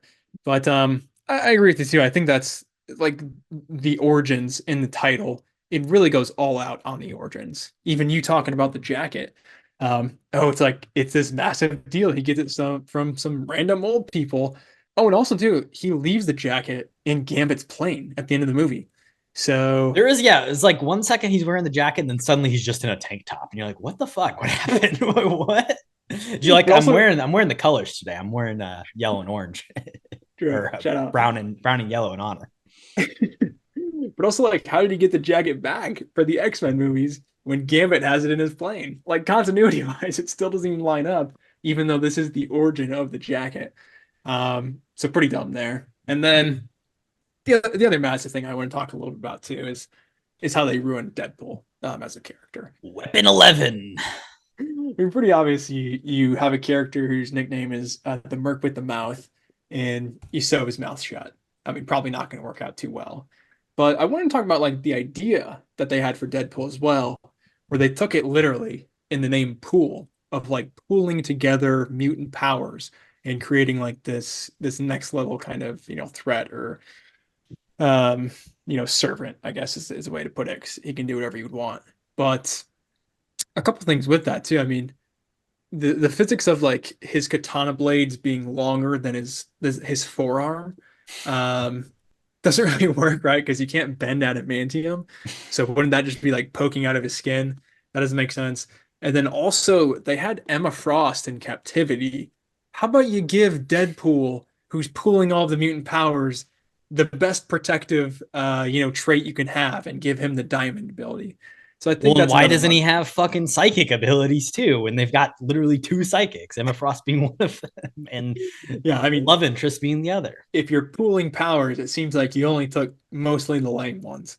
And you took Cyclops, which is good, but he doesn't use it until he gets his head cut off. Which, like, I like that image. I think it's a very cool image of his head spinning and blasting the thing off. But it's dumb. Oh, I mean, that's the sentence that describes the big thing is that Deadpool is bad at his powers, which I guess, he has just gotten them, but it makes a very anticlimactic fight when Wolverine is able to just chop his head off and win. Yeah. And they do the weird thing with his eyes where they do like the blackened in eyes. So it looks like his like comic book costume. I feel like they're like, oh, they're going to love like these Easter eggs. Oh, us pulling powers together is kind of cool, which I see where they're coming from. But it like completely ruins the character at the same time, which I think they just, oversight that mostly. But it's a cool idea, like taking the name Pool and like pooling powers, like it makes sense. But no, it's really, really bad, obviously. If you had given people like a better version of Deadpool prior to this, or like just more inclusion in the movie, like there is an idea where it's like Deadpool gets captured and his mouth gets sewn up and used as a weapon that I could be interested in. Like, I even love the line of like, man, you'd be the perfect kid. Like, if you didn't have that mouth on you, like, I like the setup there. People are just most upset because it was like, this was the only Deadpool they ever got. And it felt so off from the comics. Maybe they should have just made a new character in this case to make Weapon 11. Like, I don't know why you don't just do that. But for me, like, there is a world where, hell, if they did this now, if they sewed up fucking Ryan Reynolds' mouth, maybe things would be better. That'd be a fun arc in the MCU, actually. I would like to see that. But it's funny, too, because the actor, it wasn't even Ryan Reynolds, like in the Weapon 11 like makeup and stuff. So shout out to, I believe it was just his stunt double who did most of that, which was probably not very fun. But shout out Ryan Reynolds as well for leaving when it got really bad. Knowing when to leave, I think, is always the best. Oh, I wanted to shout out will.i.am one more time too. Well, first off, his like cowboy getup is just ridiculous. But why did he not do any songs for the soundtrack? Like, your will.i.am, you literally have never acted before this. You'll literally never act. Luda does a song every fucking Fast and Furious movie. You're telling me you're too good for it, Will? Like this is I don't know, like it's not like some sort of genre where his music wouldn't fit either. Like it's a perfect match. It's a Yeah. dumb action movie. So I think I'm most disappointed. I mean, his performance is bad, but I'm most disappointed by that for sure. Yeah, I agree with that 100%. What are we doing, Will? And Black Eyed Peas. Let's bring him back. My last thing, we haven't really talked about her too much. Kayla Silverfox, the love interest of this movie. I just hate the whole villain heel turn, fake out death. When she says the words hydrochlorothiazide, I scoffed, man. Like I just like, come on, like let's be better. She also has the same powers, which I guess stealing it from this, but as Kate from Gen V, which is a good shout. She has cool powers, but they don't even get to be used for anything other than solving a road dispute. That is true. Her powers are really lame, but I didn't even make that JB connection. That is funny. Imagine ripping off X-Men Origins Wolverine and it working. But yeah, I agree. Also, her name being like Silver Fox, like Logan. Come on, buddy. She broke up this big argument just by touching a guy, and her last name's Silver Fox. I think maybe she's a mutant. I think you should look into that. But yeah, even the way like she's used by Stryker and stuff, it's just bad all around. But Is she influencing him? What's your take? Is she influencing him or no? I mean, I would say no, but it seems like they have a pretty even keeled relationship. A lot of back and forth, good chemistry. But I mean, it's possible. I don't really know what these writers were going for, so I wouldn't be surprised. Because obviously in that scene she doesn't. He gets out of the car. She makes the joke, "Hey, I would have stopped you from getting out of the car." But Danny Houston Stryker indicates that obviously the reason she's chosen is because she can influence people, and that's to keep him under subdued. But then we see her not be able to influence Sabretooth and him be like, that doesn't work on me. So then it probably doesn't work on Logan. And then he was just a fuck it. I mean, he was love blind. Well, that's definitely facts. I think also Stryker's just trying to play with his head there. Because I mean, obviously, it's a big reveal. The wheels are spinning at that moment. Plot twist. to say that she was playing him the whole time is of course going to work in his favor. So I think it's mostly that. That kind of leads into my ugly. She's the one fucking female character in this movie. Like, that's it. Yeah. Yes, she's a mutant. I mean, obviously there's Emma Frost as well, but that doesn't really count. Well, and there's the old lady. But like, she's the one female character that's like actually there and has any role.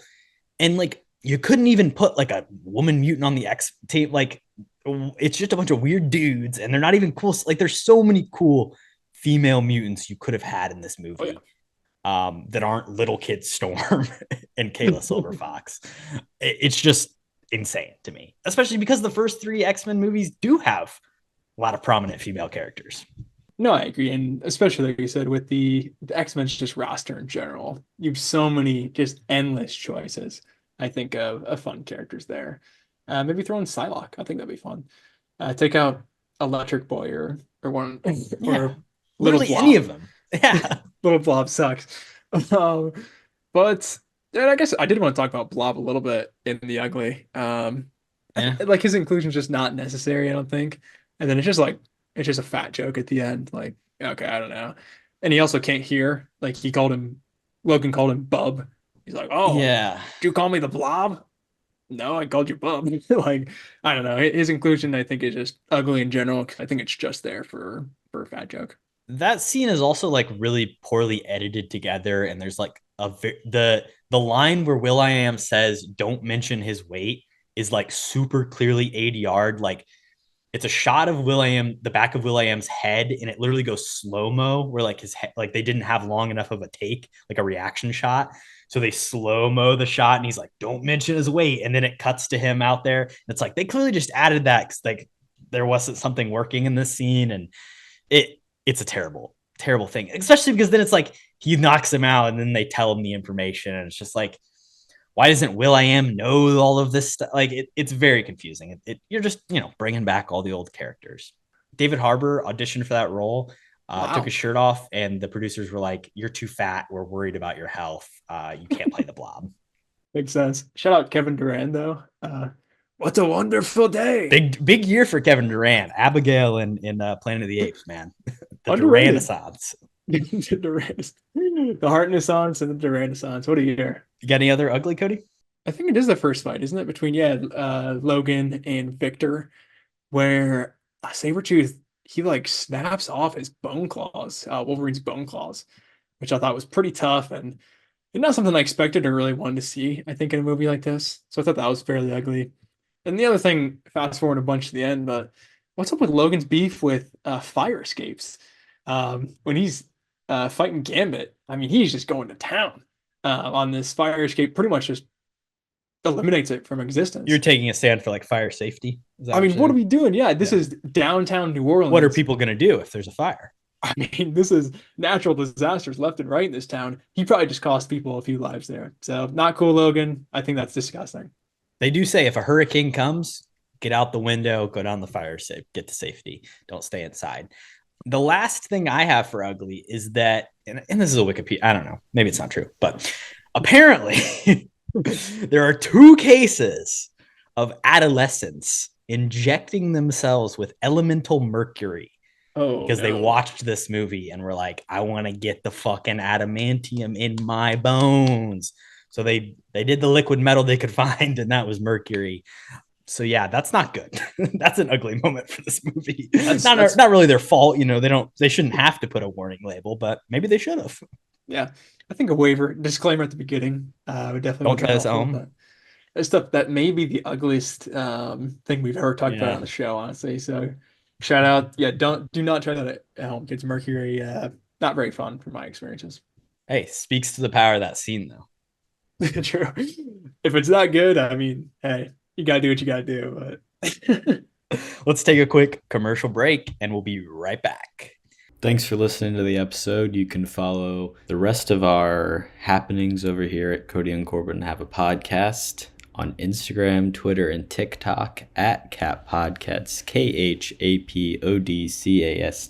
Please follow us on Spotify, give us a rating, subscribe to our YouTube channel, and follow along for more. And we're back with Welcome to the Academy. I'm going for the Oscar this year. I'll go worst period piece. This is technically an 80s movie, but like, it just doesn't have the budget or the care to like actually set it in that time period. Mostly it's just like, let's go out to the wilderness and it'll make things look old, but it doesn't feel 80s to me whatsoever. It feels like 2009 or whatever year this was released. It feels like the exact date I was watching this. So I agree with that. And I kind of had one along the similar veins. I think maybe this is the worst prequel of all time. There's a lot of bad prequels. Shout out Phantom Menace. Shout out a few others. Yeah, I think this is my least favorite prequel by far. Like I said, with all the prequelness of it too, it just like misses on every single category that I would want to know about. So yeah, it's got to be the top one for me. Yeah, I'm trying to see if there was anything worse. The Both Thing the X-Men remake was kind of a prequel technically. Okay. I don't know if you knew that. The Scorpion King is a prequel to the Mummy. Well, that's a classic movie. The Hobbit movies, not well loved. Those are bad. I feel like most prequels are not very good in general, other than First Class. That's a great prequel. Rogue One. Yeah. There's some good ones out there. Rogue One's elite. This is definitely deserving of the award for sure, especially in the superhero genre. We'll give it the worst prequel award. This movie also most wars. Name a movie with more war. Plural, like different wars. I don't know. Can't think of one. I can't think of any. Yeah. This movie does them all. They're not for very long, but they are all there. So I want to acknowledge that right here. That's true. They do not all just of them. Not just a war, the wars. Plural. Multiple. Respect. Any other? Shout out Gavin Hood. And then my last one I want to give, I think this is the most yelly movie of all time. Let's go through all the moments where Logan is screaming at the camera. First off, little kid Logan, Troye Sivan. Pretty solid. Good yell. I believe the next one is a nightmare yell. That's an intense one. He's screaming straight in the camera. After that, we got the fake out death of Silver Fox. That's a vengeful Very scream sad. right there. That's a big one. That makes me tear up. And then, that's like cut. When that scream happens, you got to cut. Go to a different scene. Necessity. And then the next one is your background. The coming out of the water. I'm going to mess everybody up. I heard Stryker say he's going to wipe my memory scream. Also very feral. I respect it. And then basically after that, every fight he has with Victor, I mean, he's always screaming in some capacity. And at the very end too, when he gets shot in the head, he gives a nice last scream right in Stryker's face. So I get it. Like in the comics, everybody loves, like, I think it's called Berserker, something like that. I don't know. It's where like Logan freaks out and takes over his animalistic instincts and starts screaming. I know that's a thing, but when you do it every 15 minutes, it kind of just loses its charm. Hugh Jackman brings something new to the Wolverine character every time. This was definitely his screamiest performance. He's good. He can scream. He can do it. It just gets old. He can sing. He can scream. He's got the lung do it capacity. all. What can he do? I don't know. Invite, fight, night. You gotta be my podcast. You want to fight, dickless? Wow, thanks. My knight in shining armor. Cody, who do you want to invite on the pod? Yeah, so I love my IFK this week. My invite, it's random character. It's the guy at the bar who runs the bar when they have their first fight, Logan and Victor. And when Logan walks in, he just goes, "Guys, whatever this is, take it outside." And then there's an immediate bone call snick, and they have a massive fight and absolutely destroy the bar. So I just want to hear that guy's story. I want to hear how much it cost him. He didn't have insurance, unfortunately, but I think he's got a great accent and would be a great guest. Yeah, we can kind of help him out through this rough time, give him a little uplift. He needs the KHAP community can come together. We'll start a GoFundMe. To me, also a random character, and I already shouted him out a little bit, but it's those two guys that are just blocking the road. Because I want to know what's so important that you got to stop your cars, get out of them, block a bridge, and just chat. Like, what is it? Tell me. Come on the pod and let's break it down, man. Yeah, it's got to be important. Oh, it must be just life or death. He's also, they start to fight Logan when he just asks them to get out. Kick his ass when they ask him to move. Yeah, I couldn't agree more. Fight, Cody. Who do you want to fight? Speaking of, I want to fight the dickheads who are standing in the middle of the street having a conversation. We'll talk to them, and if the answer's not satisfactory, then you kick their ass. Like, what are we doing? I'm just trying to drive home on a public road, and you think that you can just stand here? Also, isn't this Canada? Right. This isn't New Jersey. I get that. It's my fucking everyday driving, but these people are supposed to be nice. Brutal. I love that we both had that, but yeah, they deserve to get decked. I don't know how they didn't get decked in the movie because everybody else did, so it's sad. I'd also fight Agent Zero as well. I'll shout that. I mean, he's the worst of the crew. Fuck that guy. He kills the old people. Yeah, for no reason. He's like, "Oh, Logan just killed an elderly couple." Like, nah, bro, you just shot him. What are you talking about? And then we move on to night, which those are my night. It's the old couple. It's the nice people that take Logan in, just a naked man in the barn. Yes, he does, hold him up at gunpoint at first, but completely understandable. This is America. And after that, they bring him inside, feed him. They don't care when he slashes a hole in their sink. They're just the kindest old people. I agree completely. I feel like they really give off like Pa Kent and Ma Kent vibes. Just good, wholesome Americans, even though I think this is Canada. So I agree. Right. Why did they have a gun? They're hunters. Well, they're on a farm. I mean, they got stuff going on. So I agree, though. Definitely deserve night there. In my night, I wanted to just give it to Hugh Jackman and Ryan Reynolds both, actually. Just for the fact that they didn't quit on these characters after this movie. Like they still fought to get like the stories they wanted to get made with these characters. Because I mean, if I was in their situation after this movie, if I was Ryan Reynolds, I probably would have just bailed. I would have said, "All right, like you guys ruined my dream or whatever, and it's over." But shout out to both of them. It was a long road to obviously get to Deadpool and Wolverine as well. But I think it's just cool that they did redeem these characters even after such a big failure. So shout out to both of them. Yeah, and Jackman was kind of remorseful with how this movie turned out. He wasn't really happy with it either. He said, somehow this first Wolverine movie ended up being a fourth X-Men movie, basically. So he was sad, and they took that energy and they made the Wolverine, which is a slightly better film, and they kept trying. That's the important thing. And then they made Logan, which was absolutely awesome. Yeah, so, they got there. Yeah. They got there, and all thanks to James Mangold. It's crazy too. Like they had that many chances with the character. Yeah. Like usually after a movie like this, the franchise is over. But this was like a franchise Kickstarter. Because people kept paying money, and they did kind of coast off the idea that the MCU was so successful that people were still going out to see superhero movies, even the bad, shitty Fox ones. I mean, if you're going to see this movie, I would see it in theaters. I want to see that the cool guy explosion in theaters. Like it's worthy of going, I guess. But yeah, definitely made way too much money for the quality. Let's jump over to the recast. What are you? I'm Batman. I'm Batman. I'm Batman. I'm Batman. Because I'm Batman. I'm Batman. I am vengeance. I am the night. I am Batman. Hey, I'm Batman. No, dude, no, I'm Batman. Of course, I shouted out David Harbour as the potential Blob casting. Got a couple more for you, potentials.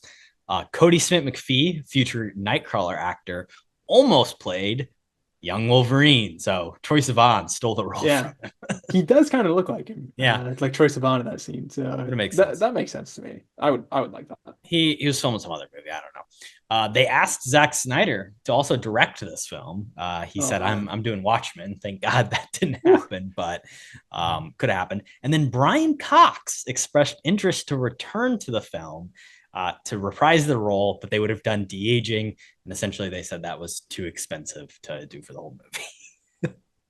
But he wanted to come back. The Cox man was interested, and he was at the top of my list for the recast here. Why did they not bring back Brian Cox? He's not that old. Just dye his hair brown and shave his beard, and you're good to go. So I am disappointed by that. Like we said, like Denny Houston's fine. Like he's not bad or anything. But if you had Brian Cox in this role, I think this is a completely different movie altogether. And I mean, along those themes too, I was thinking we have Brian Cox in there. Let's throw in is it Kieran Culkin? Which one's in Succession? Is that right? Yeah, let's throw Kieran Culkin as Gambit. That'd be pretty fun. No, there's a thought. God, I don't like it. I'm getting it out of my head as quick as possible. we had Matthew McFadden and Deadpool and Wolverine. That's true. So let's bring the whole Succession cast into this universe. I think he might have actually been my least favorite part of Deadpool and Wolverine. Now that really, we've made it this far. I thought he was genuinely quite bad. Oh, he was hamming it up. I thought he was having a ton of fun. Shout out that accent. I love this British accent, even though I think he's Australian. No, that's his real accent. Is he British? Sarah Snook's Australian. He's British. Well, it sounds good regardless. That's why it sounds good, I guess. Shout out Sarah Snook as well. My other recasts, excuse me, mostly jokes. But I did want to get rid of Agent Zero. I had a couple ideas for him. The big one was Keanu Reeves. I think would have been a lot of fun. Then also maybe Donnie Yen. I think maybe if you just don't do as much shooting, more hand-to-hand combat, I think he'd be a good choice. Yeah, he feels like a bad G.I. Joe character. I don't know what's going on. Austin Butler's Gambit, Cody. That's my future Gambit casting. Let that man do a voice. Every time I looked at Taylor Kitsch, that's all I could think of. I was like, man, Austin Butler could fucking eat this up right now. He does love his accents, and he could grow the hair. So I don't know. Tex, like the Tex. Shout out to our last episode, but the Tex vibe. Yeah, but I feel like his attraction does go down substantially when he has that ratty hair. So well. I don't need him to be hot. Maybe it's just the character. No, dude, Gambit's got to be an absolute dude. Yeah. But yeah, that's all right. I did have kind of a more modern casting as well because I was trying to get rid of Will.i.am, and I was thinking, what if we threw like Zoe Kravitz in that role? I think that'd be a lot of fun. And I guess my actual pick for the time, what if just Prince was in the movie instead of Will.i.am? Yeah, I think I would have enjoyed that more for sure. I was gonna say you've got to pick another pop star or somebody to replace Will.i.am. I don't know why they felt the need to do that, but you got to at least honor that legacy. I mean, he would do a song for the soundtrack at least. So definitely. My last pick, I wanted to replace Lynn Collins, who I did confirm was in John Carter as well. Okay. Her top two on IMDb are X-Men Origins Wolverine and John Carter. And I'm gonna bring in Vera Farmiga, a little bit more age appropriate for Hugh Jackman, a little closer in age. I think she could play that dark turn. She has that ability to be kind of evil, something underlying there, but also like I think they would be a convincing couple. That's the thing I was really trying. I was like, who can have chemistry with Jackman, but also kind of do the heel turn thing? And I think she's the only person I could come up with. It's a good pick. I mean, Vera Farmiga, obviously very, very talented, and you want a good actress lined up with Jackman. I think, like you said, this girl's fine, but if you actually want to get like an emotional connection to the couple, I think that'd be a really good choice. The rating, Cody, we finally gotten here. As you proceed through the poetry in this book, practice this rating method. What do you want to rate this movie out of 69? It's tough. I mean, for me, like I said, I think this is definitely my least favorite X-Men movie. Probably a 1-star flick for me. So I think I'm gonna put it at 15 out of 69, which is pretty brutal rating. And I will say, I think I would have to rewatch Ender's Game, but I think I would prefer this film to Ender's Game. So and I think I rated that around like the 30 something range. So my system's low enough, but yeah, I don't like this movie. Just to confirm, you did give Ender's Game a 39, so 39. big fan of that one. I do Brutal. think this movie is worse than Ender's Game. Looking at my little Letterboxd list, that's all the podcast movies. Gavin Hood of the bottom 6, he's got 2 of them, so shout out to him. This is not my least favorite podcast movie, but it is in a weird area of rankings where I don't really have a lot of stuff. So I had it between Grown Ups and Benchwarmers. I believe I gave Grown Ups a third. I gave Grown Ups a 30, Oh, and I wow. gave Benchwarmers a 16. So I have a lot of room to play here. And I think I'm just going to kind of split the difference and just go 25 because that feels good for this. Yeah. So you gave it a 16, right? Is that what you said? Or a 15. 15. Okay. We're Low both one. on the 5s. Yeah. Definitely one of the worst movies we have covered for sure. But to me, I'll just shout them out. Tiptoes, The Wrong Missy, Benchwarmers. All worst movies. I think Benchwarmers is better for me, but I would say Ender's Game is worse. So we've done worse for sure. You hate Chicken Little more, I'm sure. Oh, Chicken Little's way down there. Yeah, that's that's the worst one we've done for sure. Give me do you have your X-Men ranking? Can you run through it for me? Yeah, here. Let me pull it up real quick. So I believe there are 14 altogether. Dead last, as I said, is X-Men Origins Wolverine, an abomination. You've heard of this episode. My second least favorite is actually X-Men The Last Stand. I just think it's really, really bad. Even the action on a rewatch, just not good at all. Everybody's just covered in leather. And they kill everybody, and it doesn't even stick. So, fuck you, Brett Ratner. Number 12, I have Dark Phoenix. Really bad. Not much to talk about there. 11, I do have New Mutants. I think in general, just in like X-Men movie talk, it is a bit underrated. Like, it's not that bad. It's not like hateable bad, but it's not good. It's not good by any means. Number 10, I have X-Men Apocalypse. Definitely Singer's worst, I would say. Yeah, just Oscar Isaac unbelievably just buried in makeup and really given nothing to do, which is tough. Number 9, getting into they're okay. The Wolverine, which I do like the action sequences. I like the setting in Japan. The train scene's cool. Yeah, but overall, just not much kind of deeper story stuff that also does a war flashback thing at the beginning. Yeah, which I like that too. So not terrible. And then also not terrible. The first X-Men for me is probably in that mid-tier range at number 8. Just ages a little bit and like the Toad being one of the main villains with all these like S-tier heroes is like, oh, is he really going to do anything against Storm or Jean Grey? Probably not, but that's the movie. A Toad? What happens to a Toad when it's struck by lightning? The same thing that happens to everything else. Iconic line there, so shout out. And then the next 3 lined up are the Deadpool movies. I got Deadpool 2 at number 7, Deadpool and Wolverine at number 6, and then the first Deadpool at 5. Kind of talked about them already. So moving on, my top 4, I have First Class at number 4, which I really, really love. Kevin Bacon is so much fun. Some of the side characters are just not as good, and they kind of stick around at the mansion for a little bit too long, and some of the dialogue is not as good as I remembered. So it's on the outside looking in of my favorites. Number 3 is definitely X2. By far my favorite, kind of the OG 3. Shout out Brian Cox, absolute legend. Wolverine, I think, is a standout in this one as well. Definitely, I think Hugh's massive breakout in my eyes for the franchise. And I also love Iceman and Pyro, which is kind of a main players in it as well. So definitely love that one. Number 2, Logan. I think just a really, really great ending to kind of Hugh Jackman's character here, even though obviously he did come back. And yeah, Daphne Keane is really, really good as a child actor. And Patrick Stewart is unbelievable in that as well. Just really interestingly shot. I think that's definitely my favorite James Mangold movie and probably the best movie he'll ever do. And then my number 1, of course, X-Men Days of Future Past. Go check out our episode on it. It did get bumped down to 4.5 stars on this most recent rewatch, so not as perfect as I remember, but still definitely my favorite. I think our lists are similarly tiered, I would say. For me, the worst is New Mutants. A sad display of COVID filmmaking trapped in the dark Got Anya despairs. Taylor-Joy though. It does. Maisie Williams. Charlie Heaton. Dark Phoenix comes in second to last. The Phoenix characters never worked. They couldn't do it in X-Men Last Stand, and then they tried to redo it for whatever reason while they're on this sharp decline. Also is a movie that's like trying to set up a lot, but happens the year that Fox gets bought, and like it's just done. Everything's after is terrible. There's weird space stuff there where she gets the Phoenix, and it's like, why are the X-Men in space in the 90s? I don't know. But also, she had the Phoenix in Apocalypse already. So right. It doesn't make sense. Yeah.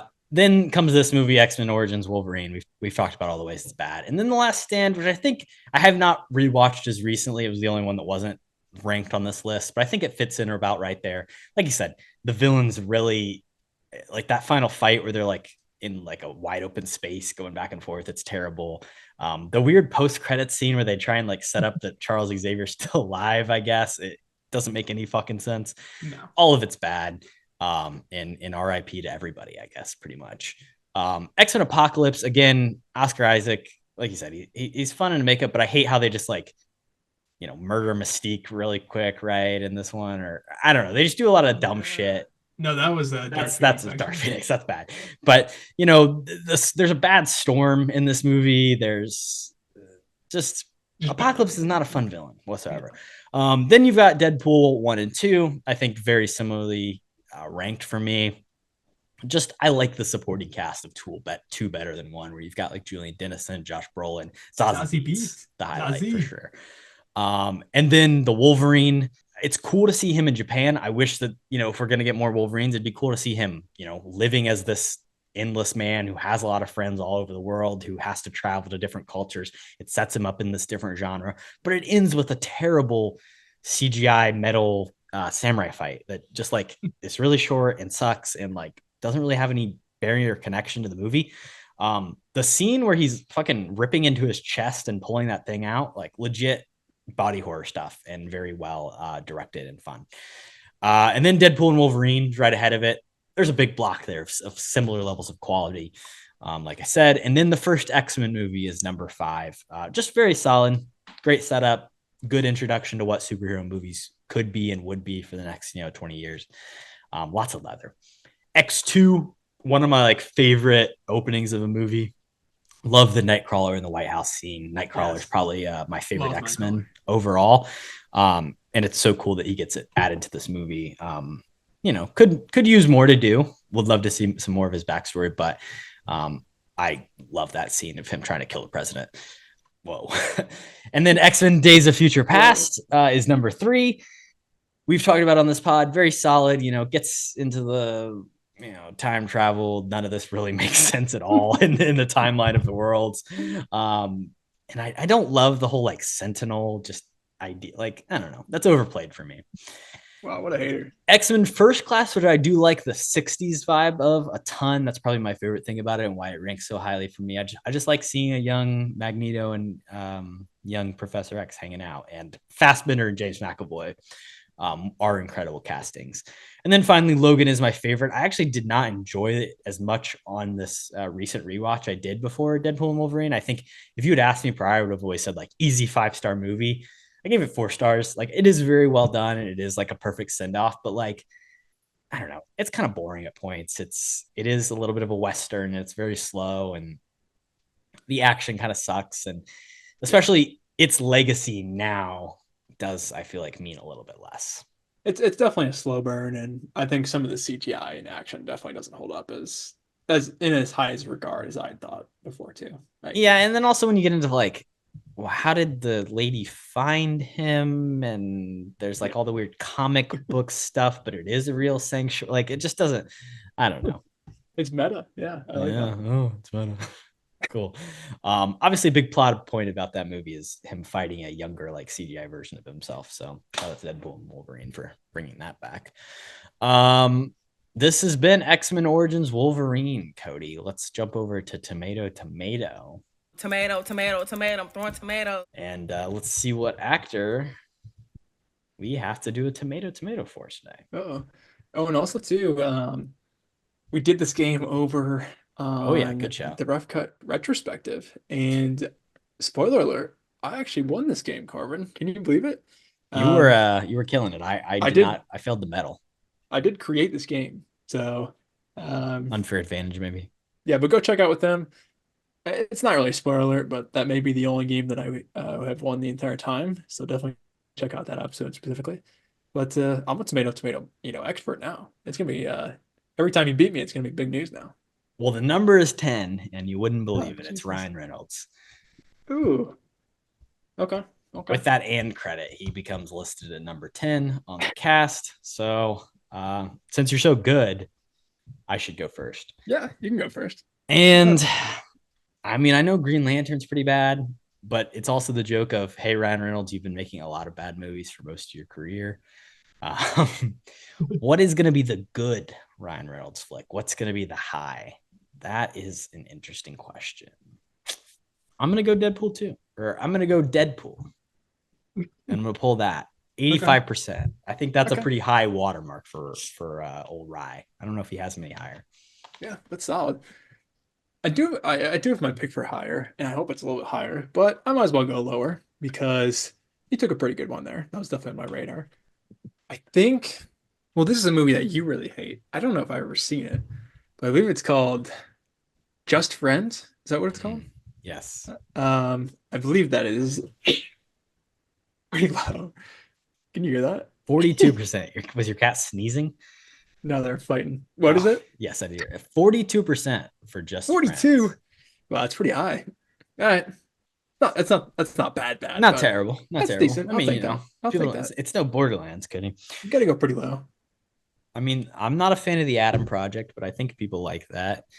I think I'm just gonna take Green Lantern because it's got to be lower than 42 to kind of see it. I don't know. Comic book movies are weirdly higher. I feel like on Rotten 25%. Oh, you definitely won. We're talking a big game there, Kody. Spread of 60, so you've got to get a 102. You even said Green Lantern before too. I didn't even take it. All right, what is your 102% Ryan Reynolds movie pick? For my high, I wanted to go Free Guy. Yes, that is a good smart pick, and it does have a 80% on Rotten Tomatoes. So you won on both counts. Looking at his filmography, it is vast. There are many films. Van Wilder has an 18%. Ooh, that would have been a good one to do. The Amityville horror movie that he was in has a 24. Blade Trinity has a 24. Oh, that's a good one. Blade Trinity. I should have thought of that one. This movie has a 38, but of course that's always cheap. The Proposal has a 45%. Change Up. That's another one I forgot about. I knew there was another one I really hated. Not that bad. That has a 26%. Wow, that's bad. R.I.P.D., one of the worst movies ever, has a 12%. That's the one he should really get more flack for being in, not Green Lantern. The Hitman's Bodyguard has a 43. Six Underground is a 36. The Hitman's Wife's Bodyguard has a 26%. Red Notice has a 37. If has a 49. Red Notice too. Yeah, he's been in a lot of stinkers. It's hard to remember all of them. Honestly. Really, the first Deadpool is basically his highest. You also have a 75 for Harold and Kumar Go to White Castle, a 88 for Adventureland, which is great for him, an 87 for Buried, which I don't know what that is. Nice. Okay, I think Turbo, the animated film, has a 67. Shout out to Adventureland. Underrated flick. I forgot it. He's like, that movie's like the way back. Like he's the Sam Rockwell role, and Jesse Eisenberg is like the little kid role, but he's a little bit older. It's not bad. It's got good music. Mississippi Grind, 91%. His highest. People like that. I don't think that movie's that good, but it's okay. Do you know what Deadpool and Wolverine is? 70. 78. Okay. Not bad. Mississippi Grind, 91% critic, 55% audience score. So you understand the people. Also the directors, Ryan Fleck and Anna Boden, directors of Captain Marvel. Great film. Go check out that episode as well. Stinker. Weekly watchers, Kody. Let's wrap things up with what have you been into? What have you been checking out? How's the movie? What movie? Yeah, so not a ton recently, honestly. I did rewatch the Iron Man trilogy. I don't really know why. I think I'm just gonna try and RDJ. rewatch. Yeah, RDJ news definitely a little bit, but I think I'm just gonna try and rewatch most of the Marvel movies because I've been trying to rank them all on Letterboxd. So I think that'll be fun. Iron Man 3, that was tough to get through. The Mandarin is just so bad, and I can't name any fucking names tonight, dude. Aldrich Killian, what's the Guy Pearce? Guy Pearce is just terrible in that movie. I think Mickey Rourke in Iron Man 2 is levels above Guy Pearce, and all his little goons who blow up. I don't know. They're What's it all called? such bad actors. What's it? Not Vertigo. What is it? Extremis? Yeah, Extremis. Fuck that. That movie's Extremis. Everyone say. Also, I always forget Rebecca Hall's in that movie. I shout out The Prestige, but she's in Iron Man 3 for some reason and just gets shot after like a half hour. So shout out to her. But other than that, I went to theaters and I saw Trap, the new Shyamalan joint. I think we might do a mini review, Kody. Yeah, we could, but I didn't really like it. Shout out Shyamalan. Just get a new writer, bro. Get a new writer. His daughter's music is not that bad though, so shout out. But I wouldn't recommend it. And then other than that, just the Olympics are coming to an end, so I've been spending a lot of my free time. Yeah, trying to watch that. Shout out to the U.S. men's basketball team who sneaked one out today, but swimming, track and field, COVID boy running the 200. Like yeah, well, that guy's weird, but it's been a fun Olympics. So I've been watching that a lot. Gymnastics. Shout out the GOAT, Simone. But a lot of my free time with that. Other than that, I have been binging Seinfeld like crazy as well. I believe I'm on season 7. I think that has to be our next First Friday 5 here, Corbin, because I'm locked into the Seinfeld. So September, we'll do it. Be prepared for that. But Seinfeld September, it's coming. Seinfeld's in there. Good thought, yeah. But what have you been into? Weirdly, a little Kevin Costner action. Yeah, I saw that. In honor of Horizon getting removed from the release calendar, but then also premiering at Venice. I don't know. I watched Dances with Wolves, which did win Best Picture, so I was gonna watch it at some point in my life, regardless. And I thought it was okay. It's 3 hours long. It was trying to be like this be all end all of like, this is the proper Native representation that we need in culture. Like every movie before this hasn't done it right, but this one's finally gonna like have them speak the language and like do this right. When it's like, okay, but it's still a movie about Kevin Costner as your hero. Like the white man is still the hero. Then James Cameron remade it with blue people, which was interesting and a fun turn. Love that movie. But an interesting point that I had brought up is like, what is post Killers of the Flower Moon? Can any white guy like really make a movie with like this? Can you make Dances with Wolves post? No. Can you really make Horizon Chapter 1? No, not really. It's the positioning hasn't changed for him of these characters in his films and the way they get used. So I have issues with that, definitely. And then I watched The Postman, which is his follow-up film. Do you know anything about this movie? The premise, the setup? No idea. No. So it kind of has an interesting, it's post-apocalyptic. The world has, fallen into disarray because of, who knows, various things, an EMP and a virus, and it's like supposed to be multiple things. Post-apocalyptic world, Kevin Costner's alive. He kind of remembers the old world, and he's an actor. He's traveling the streets, just doing Shakespeare, having fun. And then there's this like weird army of like radicals that had, are remnants of a civil war that had happened. And he basically like gets captured by this army and like forced to be a member of it and escapes. And it's and then he finds a mail truck. And then he like is like, oh shit, there's a bunch of mail in this truck. I guess I could put on the mail uniform and pretend to be a mailman to like get around. And then the next 2 hours and 25 minutes is about like how he's pretending to be a mailman, but then that like starts a cultural revolution of like other mailmen, and that like basically brings society back. He basically becomes a messiah figure in the movie, which is really tough because it is a film directed by Kevin Costner. It's very much a movie where it's like, you could act in this and maybe it'd be good, or you could direct this and maybe it'd be good, but you cannot be the writer and director. It's like Clint Eastwood having a threesome in The Mule. It's like, come on, the other setup of this film is that he arrives into town and there's a man and a woman, and they're like, man, Kevin Costner, I can't impregnate my wife. Will you fuck my wife, please? I need you to fuck my wife, please. And he's like, no, I don't want to fuck your wife. That's weird. That's strange. Then he goes to bed, and then she comes in and she's like, you need to fuck me. And she gets naked, and he's like, well, I guess that's what's going to happen. So then he has sex with the woman, gets her pregnant instantly because, you know, he's got the ultimate seed. Shout out to Kevin Costner. And then like a little bit later, her husband gets murdered. So then, of course, her and Kevin Costner fall in love. I mean, it sounds really good from your description, but a little problematic at the end there. But hey, the post, I mean, not what I expected at all. I 3 hour long film. Another Western, but I might have to check it out. Well, it is a Western. And that's the thing is all of his movies are like Westerns, but they're always like, this is like sci-fi Western. Yeah. But it leans too heavy on the Western of it all. Again, it's 3 hours. So you could probably cut it down significantly, remove some plots. It also is very much in his politics of like, you know, Costner has appeared on Yellowstone in the last few years. And I think I maybe even have not given him much credit and think like, this is like for Trump supporters, right? Like this guy is probably like making him like, it's a show about like how Trump isn't that bad, right? Like that's the demographic it's playing to at the very least. But that's not really who Kevin Costner is. He's a guy who endorsed Pete Buttigieg to run for president, you know?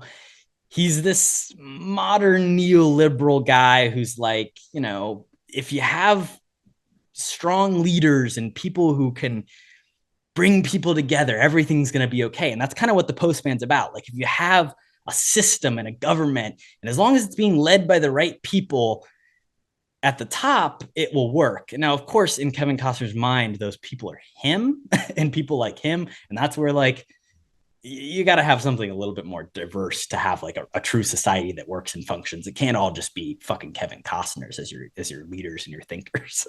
Hey, it's his world, man. We're just living in it. I don't know. Can't wait to check out his other films as I continue down. He hasn't directed a ton, but Open Range is next. I also watched Trap. I enjoyed it more than you. I had a good time.